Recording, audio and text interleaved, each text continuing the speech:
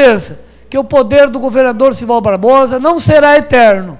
E um dia ele deverá responder por essa condição que não foi respondida por essa casa. E eu não tinha visto a minha nobre deputada.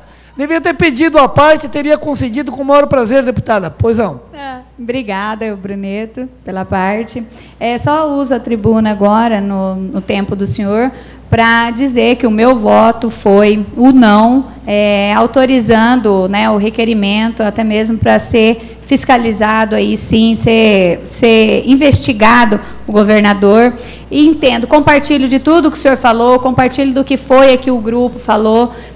Cabe essa casa, sabemos que é uma decisão política e nós aqui como políticos estamos agindo politicamente, porque hoje entendemos que o que aconteceu há quantos anos atrás, enquanto o governador era deputado, pode ser que seja irrisório, tantos já foram escutados e possivelmente esse processo não vai dar em nada. Mas em respeito ao que a população está passando no Mato Grosso, o que o setor produtivo está passando, o que o comércio, o que o pequeno, o médio e o grande está passando no estado do Mato Grosso, as pessoas que precisam de saúde, as pessoas que estão precisando dos filhos estudar, transporte escolar e tantas outras coisas, em respeito a esse descontentamento que o estado do Mato Grosso está, as pessoas, foi que eu particularmente votei favorável ao requerimento, justamente por quê? Porque o governador hoje ele está no papel de governador, mas ele também é uma pessoa comum, como qualquer outra pessoa. Então, o cargo não pode impedir uma pessoa de ser investigada. Entendo isso, tenho respeito ao governador pelo posicionamento dele, pela posição que ele tem, respeito aos outros deputados aqui que entenderam o contrário nosso, mas quero colocar o meu posicionamento. Em respeito à população motogrossense, em respeito a todos a pessoas civil, comum, que tem que responder por processo, eu também acho que o governador deveria ir adiante. Mas a maioria entendeu, respeito, mas coloco o meu posicionamento, que fiz parte dos 5 votos, e o nosso movimento está forte, sim. Cresce forte, começa forte, e acreditem ou não, tem deputados insatisfeitos aqui, estão querendo ajudar o governador a reagir. É essa a nossa proposta do movimento, ajudar o governo a reagir para que o governador realmente tome posicionamento e tome pulso em relação à gestão do Estado. E nós, nessa casa, temos responsabilidade de ajudarmos o governo a andar. E é essa que é a nossa proposta. Não é um movimento de oposição, mas e sim um movimento de reação, um movimento que estamos aqui para aclamar o que a grande população do Mato Grosso está passando, o sofrimento e as injustiças. Então, é para isso que esse movimento nasceu, é para isso que esse movimento está crescendo, e hoje já foi uma prova de que nós estamos aí, sim, juntos. Claro que com alguma decepção, mas isso daí tem a consciência de cada um. E a minha, eu estou tranquila, que eu fiz o que a minha base esperou, eu fiz o que a população de Mato Grosso esperou. E muito obrigada, deputada. Obrigado, deputada. Nosso movimento começou com 10, veio para 8, depois 6 e acabou com 5. Espero que comece a acender agora, né, deputado? Mas a mão do do líder do governo, não é o meu líder, foi forte aqui nessas votações, buscou deputado que estava lá em Colniza e trouxe ele para votar em menos de 2 horas, mas a gente está muito tranquilo, viu, deputado? Esperamos que até amanhã o governador apresente o novo líder nessa casa, que até agora o governador não conseguiu achar um líder para representá-lo. Continua o deputado Romualdo Júnior como presidente da casa, o vice-presidente, líder do governo, chuta a bola, cabeceia.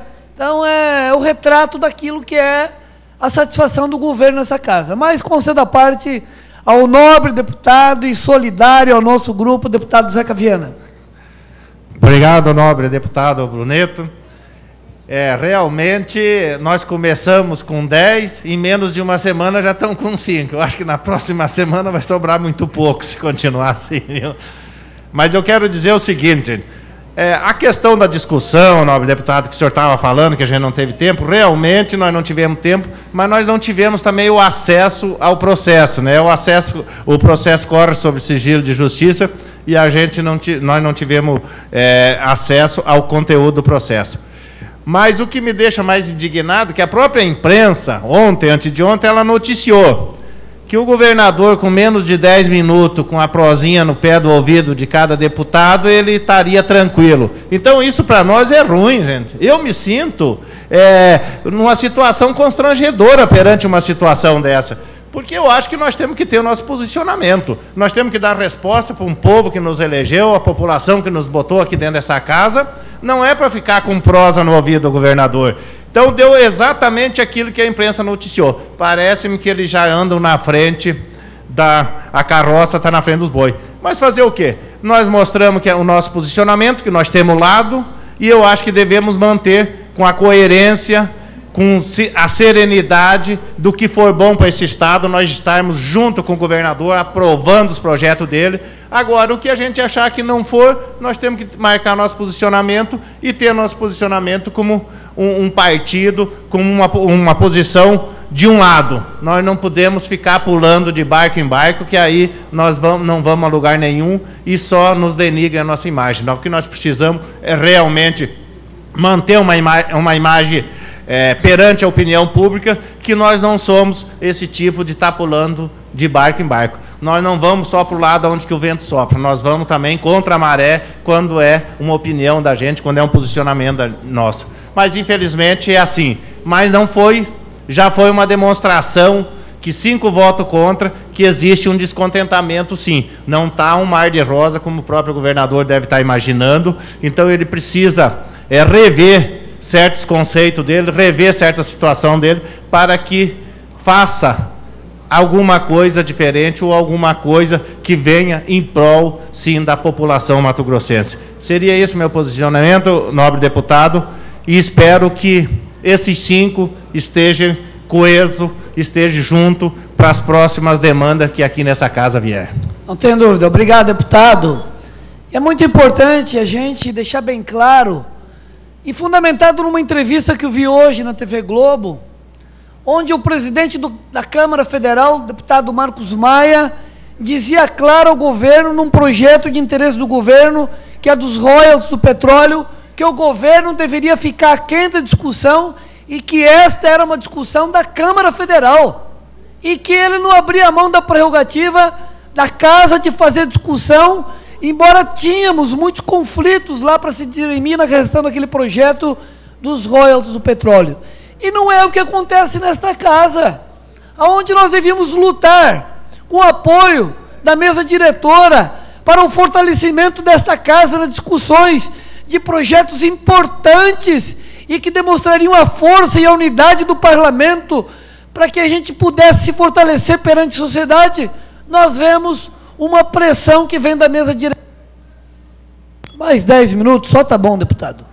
Uma pressão no sentido de que a gente tem que se desintegrar enquanto grupo no momento de fazer discussões. Deputado Romualdo Júnior, eu não sou inimigo do governador Sival Barbosa. Eu ajudei na campanha para que ele fosse eleito. No entanto, não é descontentamento, não. É o reflexo daquilo que a sociedade mato-grossense está passando.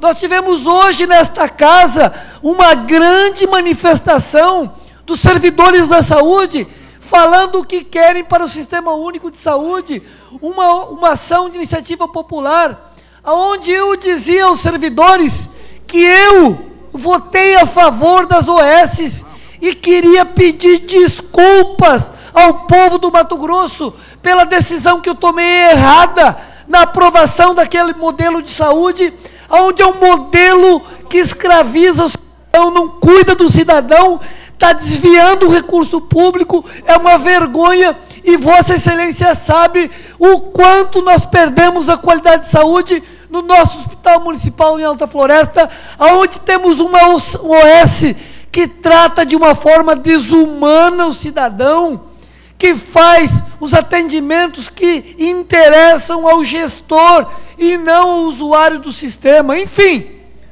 poderíamos falar aqui de 1 milhão de coisas. Agora recebi um telefonema da presidente do Sintap, a Dianeide, onde ela diz que tudo que foi pactuado, tudo não, grande parte daquilo que foi pactuado pela suspensão da greve dos servidores do INDEA não foi honrada pelo governo. Os veículos de Alta Floresta não foram arrumados, de Juara, de Rondonópolis. Os estagiários, deputado Luciano, 3 meses, há 3 meses continuam sem receber o pagamento dos estagiários, que foi objeto de acordo com o governo para a suspensão do movimento. Enfim, nós temos que alisar um governo que tem uma postura dessa com a sociedade, e não interessa se isso aconteceu há 10 anos ou há 5 anos, mas é um fato isolado. E nós temos que ter o mesmo sentimento de justiça que tiveram com os réus do mensalão, eu falei aqui, e foram julgados severamente pelo STF, e a sociedade bateu palmas, especialmente ao relator ministro Joaquim Barbosa, que deu exemplo de seguir uma postura ética, uma conduta que foi respaldado nas ruas e reconhecido pela sociedade brasileira, e deu uma nova credibilidade. Deputado Bruneto, o senhor tinha 10 minutos, deu 25 minutos, deputado Bruneto. 30 segundos para o senhor despedir aí. Minuto aí. Então, meus nobres pares, um dia que marcou a história desse parlamento. Marcou pela omissão, pelo reconhecimento de que pode-se fazer as coisas sem ter o problema de que, se estiver no poder, você terá a proteção do sistema, da imunidade do mandato. Isso foi demonstrado hoje aqui, ao não autorizarmos o Supremo que prossiga nesse procedimento de investigação ao nosso governador Sival Barbosa. Lamentável. E amanhã estarei com uma tarja preta na porta do meu gabinete, em sinal de protesto e de luto pela atitude da Assembleia Legislativa. Muito boa noite, obrigado. Senhor presidente, ouvintes, ouvimos atentamente a manifestação do nobre deputado e entendemos que,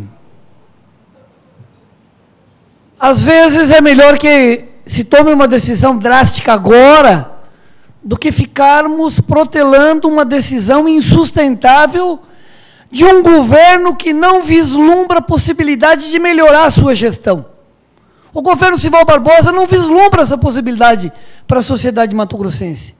Ele não sinaliza a possibilidade de impedir o saque das contas dos fundos, do FETAB, do Fundo da Miséria, de todos os fundos que foram constituídos para um objetivo e que estão sendo desviados criminosamente, no meu entendimento, para atender às ansiedades do governo e às demandas geradas pela má gestão do seu governo. Então, às vezes, é melhor nós pedir ou aproveitar este fato para pedir o afastamento do governo logo. Quem sabe assim a gente tenha que sofrer agora, mas tem a perspectiva de, num determinado período, encontrar uma saída melhor para os problemas da população brasileira. E aí eu vou elencar aqui até amanhã de manhã problemas da saúde, que Vossa Excelência, deputado Emanuel, é um dos maiores críticos ao modelo de gestão que aí está acontecendo, problemas do setor produtivo. Agora, o setor produtivo está se rebelando, eu nunca vi isso na história do Mato Grosso. É a ProSoja, é a AMPA, é a FAMATO, dizendo que o governo é um traidor, que traiu seus princípios e não cumpriu aquilo que prometeu com o segmento, esfacelando os órgãos de defesa agropecuária, a EMPAER, não está cuidando das estradas, desviando os recursos do FETAB. E esperamos o quê? Das perspectivas de futuro, senhores deputados? Eu não tenho expectativa nenhuma de que isso possa melhorar. Portanto, nós temos que, já que Vossa Excelência citou da questão do afastamento, pensar e começar a discutir se não é melhor pedir ou usar de algum subterfúgio para pedir o afastamento deste governador que não sinaliza uma gestão positiva para o Estado do Mato Grosso. e podemos fazer essa discussão no decorrer da semana, até o final do ano, quem sabe até o ano que vem tenha o início e a retomada de uma perspectiva aí para poder ter sinais de melhoras na gestão pública e que o setor produtivo receba tudo aquilo que merece, os fundos parem de ser saqueados, os órgãos do governo consigam se reestruturar e uma série de outras coisas. Enfim, eu vou começar a pensar nisso, já que Vossa Excelência me alertou dessa possibilidade. Por isso, quero desejar o meu boa noite a todos, dizer que amanhã nós continuaremos a discussão e esta noite eu vou deitar a minha cabeça no travesseiro e vou me atentar a esse fato que Vossa Excelência levantou aqui, se não é melhor o afastamento do governo logo, que esta casa utilize o subterfúgio para que a gente possa discutir com a sociedade. Vamos botar esse desafio aí, através da TV, da mídia, o que a sociedade pensa, se não é melhor o afastamento logo do governador, para que a gente possa ter essa tranquilidade no futuro, de saber que o nosso Estado não vai caminhar para um endividamento impagável nos próximos anos, que vai ter a solução dos problemas em todos os segmentos que nós falamos. Vou pensar seriamente nessa possibilidade que Vossa Excelência encaminhou aqui na tribuna. Muito obrigado.